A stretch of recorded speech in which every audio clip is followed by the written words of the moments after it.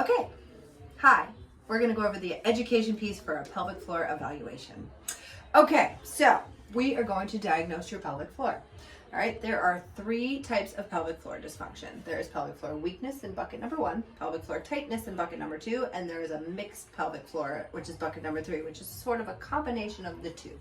Okay, pelvic floor weakness is usually associated with the muscles getting weak or loose, sometimes after pregnancy or childbirth, sometimes with age, or sometimes it just happens if you're not trained in that area and you haven't strengthened your pelvic floor. Symptoms usually are associated with running, jumping, coughing, sneezing, and you have a little bit of leakage. That usually means your muscles are too weak to hold everything in. In severe cases, you have something called prolapse, where your organs actually start to slide down. Your vaginal walls get weak, and your bladder, your uterus, or your rectum can sort of slide down your vaginal canal. This is my prolapse chicken. He's really cute. This is a grade 1 prolapse where it's still in the vaginal canal, but you can see pink tissue. This is grade 2 where it comes slightly out of the vaginal canal. This is grade 3, and then this is grade 4. I can fix a 1, 2, and sometimes a 3 with pelvic floor PT for people. But severe 3s and 4s need a surgical mesh inserted to pull the prolapse back in. If that's confusing to you, here's some pictures. So this is a normal anatomy of a pelvic floor where everything's up where it's supposed to be. This is the bladder sliding down, as you can see. This is the uterus sort of sliding down, and then this is the rectum sliding down, and you end up with this bulge right here. And poop can actually get stuck in that bulge, so when you poop, you have to sort of like push it out.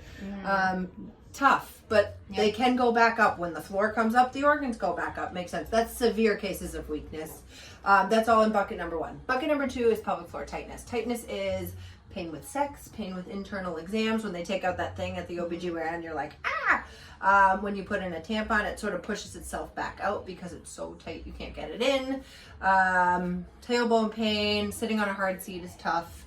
That's all associated with pelvic floor tightness. And then a mix is a little bit of both. So you pee when you run and jump on a trampoline, and you have pain with sex at insertion, and it's hard to sit on a hard seat. So you have like a tiny bit of both.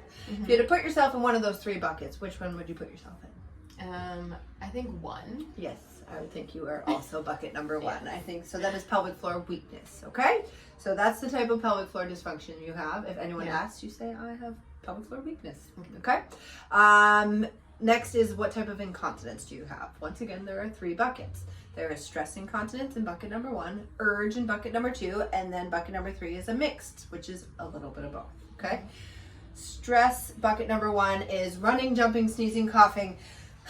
You do a Valsalva and you put stress on the bottom of your pelvic floor, and then you accidentally pee, poop, fart, or queef.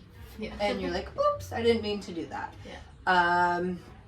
Urge is, I gotta go, I think I gotta go. Do I have to go? And then you go to the bathroom, and then sometimes you pee a little bit, sometimes you pee a lot of it, and sometimes it sort of like dribbles out. And you're like, I swear I had to go, but like your brain and your bladder just aren't communicating properly. That's urge. You don't actually pee your pants. So sometimes people are like, I don't have incontinence. And they're like, oh, but I have that one. So that's why I explain all the different types, because I think it's important. And then a mix is a little bit of both. So mixed is if you laugh really hard at something you didn't expect to be funny and you pee your pants.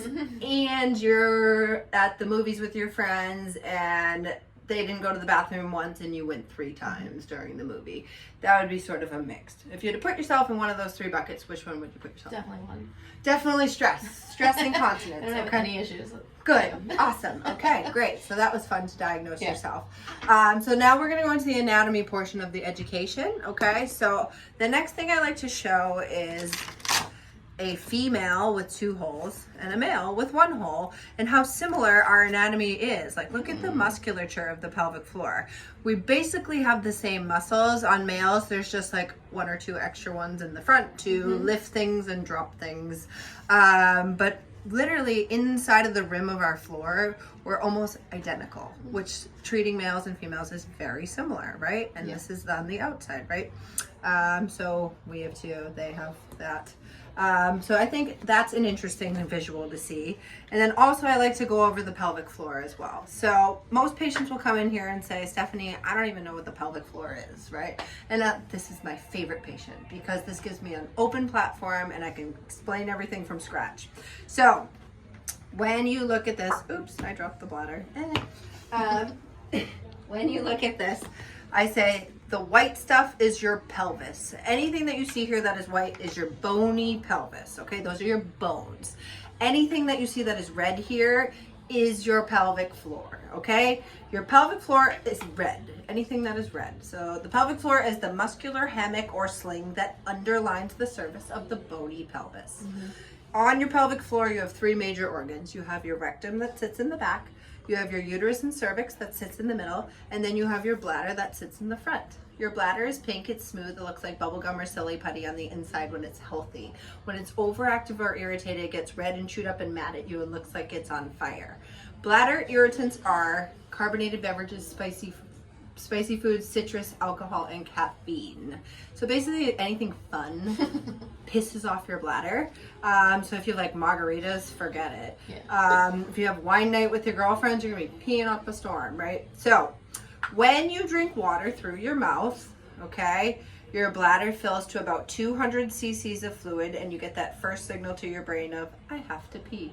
You're actually not supposed to pee. You're supposed to wait and hold your pee until you actually have a full bladder. If you start going to the bathroom or jicking, which is short for just in case peeing, like, I'm gonna go because I'm walking by a bathroom, and you don't have a full bladder, you're gonna create an urge incontinence, and then you're tricking your brain and bladder to think like you have to go when you don't have to go, and it just gets worse and worse and worse and worse and worse. And that's where urge incontinence kicks in. So you don't want to go at 200. You want to say, I'm gonna hold my pee and train my pelvic floor. So you're gonna wait, and then you're gonna get that second signal of, ooh, I definitely have to pee. Like, that's when you're actually supposed to go to the bathroom, and you're supposed to sit firmly on the seat with both feet flat on the floor, or use a squatty potty. That's gonna put your pelvic floor muscles at the most relaxed position where you have the best flow. Okay, take deep breaths. All right, if you don't have the squatty potty, you can lean forward with a straight spine. You're not supposed to push, right? That's gonna mess up your flow. That's gonna mess up your pelvic floor. Deep breaths, let it go, and you should be able to count to 10 plus, and that means you actually had to go. And that means 10 plus is 400 cc's. Some pelvic floor PTs have you measure your pee in a cup. I don't do that because then you like pee on your hands. Count, okay? So like when you get to 5, that means you were at 200. So if you get to 10, that means you're at 400. 10 plus, like, good for you, okay? Don't wait till 500. That's dancing your pants hurts on the highway. Like, don't do that to yourself. That's your bladder. That's organ number 1 that sits in the front half of your pelvic floor on the anterior portion of your pelvic floor muscles. If you have anything going on with your bladder, like a UTI, your pelvic floor muscles respond. They can either get tight to protect the organ or they might get weak. Then you have your uterus and cervix. This is where things go into. This is where babies grow for 9 months safely up here. Yes, you can have sex when you're pregnant. No, it will not poke the baby. These are your fallopian tubes and your ovaries are here and here. This is really heavy with nothing in it. When you get pregnant, the uterine wall gets super thick and heavy, and then the baby grows like 8 to 10 pounds. Like, think of how much weight is sitting on top of your pelvic floor. And if the baby's kicking, look what's happening to your bladder, and that's why you like pee your whole pregnancy. Okay, so that's really heavy on your floor. And when you're pregnant, your relaxin hormone kicks in, and that makes everything open up and loose and makes your pelvic start to open up. And then this is your rectum that sits in the back. If you have IBS or constipation, that messes with the muscles of the pelvic floor in the back. And I go through this because people don't really associate the organs with the muscle. So like, an example is like, think of when you have a herniated disc in your back. The muscles around the disc get super tight to sort of protect the disc. Same thing happens here, but people don't think like the bladder passes through the floor, you know, like, so the muscles respond based on what's happening with the organs. Your pubic bone is in the front. Your pubic symphysis is the cartilage in between the two bones. When you are about to give birth, it starts to open up and you get something called lightning crotch. I don't know if you remember having that. Yeah, not fun. Yeah. Yeah. This is your clitoral hood, and this is your clitoris, which is the yellow dot, which is a bundle of nerve endings right there. Your urethra is the hole that you pee out of. This is your introitus, or the opening to the vaginal canal. Labia minora, labia majora. This is your perineal body, which is the muscle between the introitus and the anus. This is your levator ani muscle, which is Latin for elevates the anus. And this is your bulbospongiosis, also known as your bulbocavernosus. Easy to remember because it looks like a light bulb. So when you do a Kegel exercise properly, your clitoral hood should nod, your perineal body should lift, and your anus should wink. And that means all three zones of your pelvic floor are firing properly. It might just be too weak or too tight. Any questions?